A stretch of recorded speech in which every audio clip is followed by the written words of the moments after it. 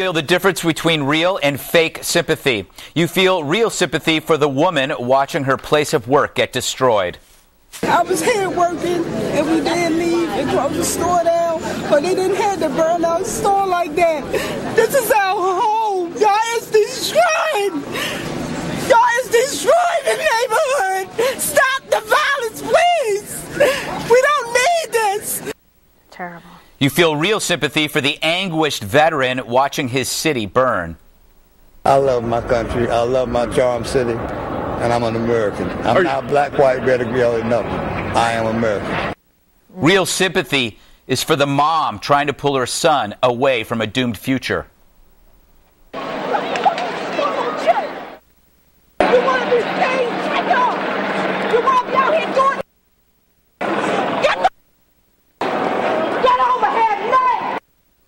She's a bleeping hero. So what's fake sympathy?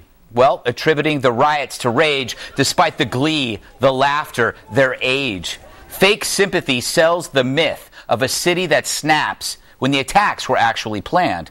Fake sympathy is a media indulging grievance, then acting shocked when everything burns. Sorry, the citizens find no comfort in your enlightened analysis.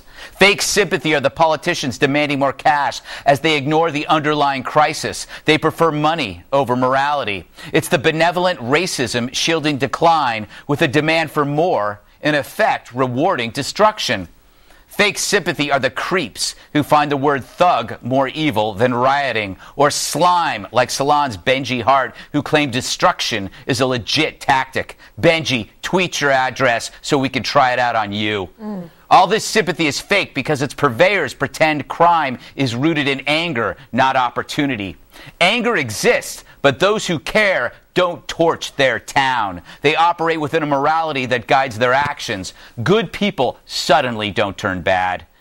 So what you saw was no uprising, but the death of sympathy, where youngsters, free of family structure, untethered to consequence, just don't give a damn because they don't have to.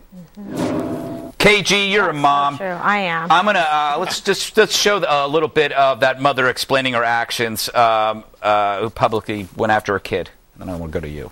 I could see the objects being thrown at the police, and I was like in the awe, like, oh my God, you know, this is really happening right here with me.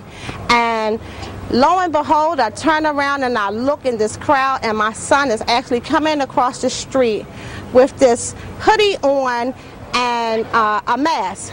At that point, I just lost it. That's my only son. And at the end of the day, I don't want him to be a Freddie Gray. Kimberly, has she just reinvigorated the argument for corporal punishment? Oh, please. Oh, my God. No, sidestepping. Point is, I like where she's coming from. She's coming from passion.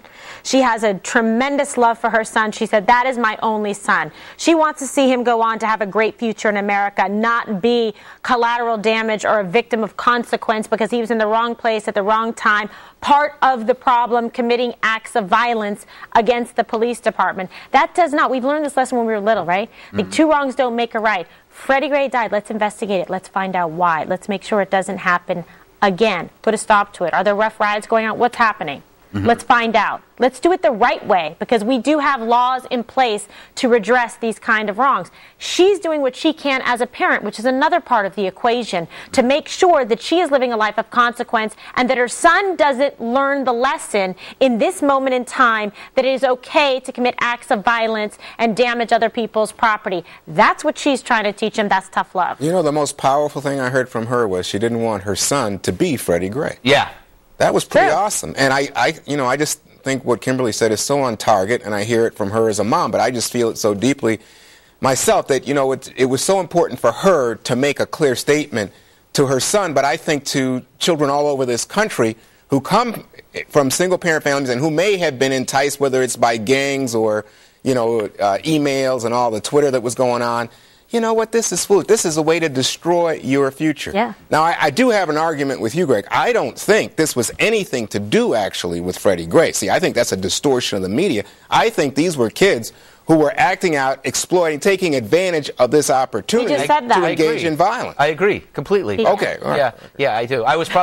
You probably thought when I was talking about the media, I was talking about me, but I'm not really the media. I'm above it. Hey, Eric, Robert Valentine, the veteran. He seems to me like a voice of the past, living in the present and going, what's happening? Voice of reason, yes. On the mother. Yeah. Look at the kid, too. Don't look just at the mom. Look at the kid.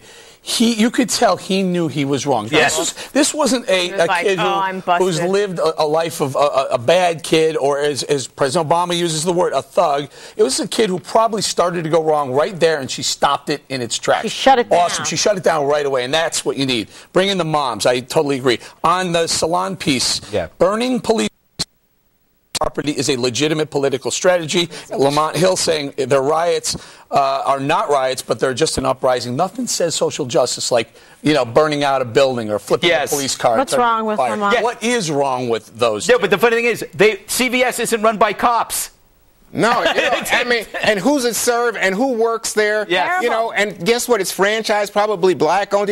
They have to struggle to get these kinds of businesses into our neighborhoods. What about people getting their prescriptions, the elderly people in the community? I mean, it's so upsetting to me that the people you just destroyed, you just burned your own house down. How do you feel about it? Dana? I would say hardest job in America is being a single mom. And there's a lot of them. There's a lot of them in Baltimore, and I think that they absolutely do their best. They can't continue to do their best if businesses flee the city. Right. If they can't keep it safe, then there's no one going to be there. And I think what she was thinking she wasn't probably thinking of this exactly, but she's thinking, I don't want my son to be Freddie Gray. I want my son to be Dr. Ben Carson. Yeah. Because he grew up in Baltimore, the single mom, and she was able to help produce one of the world's best neurosurgeons. Who's he's a resident of Baltimore, but I don't think he grew up in Baltimore. I'm sorry, excuse me. Yeah. You know what drives me crazy is this phrase is being used as a buttress against any kind of criticism. See if you can guess what it is. There will be some Monday morning quarterbacking on whether they had enough officers out on patrol given Freddie Gray's funeral yesterday. It's easy to Monday morning quarterback, or Tuesday in this case. Absolutely. Do you think it should have been? Do you think any of what we saw last night could have been prevented? Right. I think we actually are not Monday morning quarterbacking. I'm Monday morning quarterbacking, but that is what we often do. See, at least Don Lemon is honest. If you can't Monday morning quarterback, then incompetence prevails. You have to tell incompetence when they're incompetent. And that there's consequences for And there's consequences. Monday morning quarterbacking basically means that you get to say whatever you want, and there's no consequences. Yes. Coming up, did Baltimore's mayor order...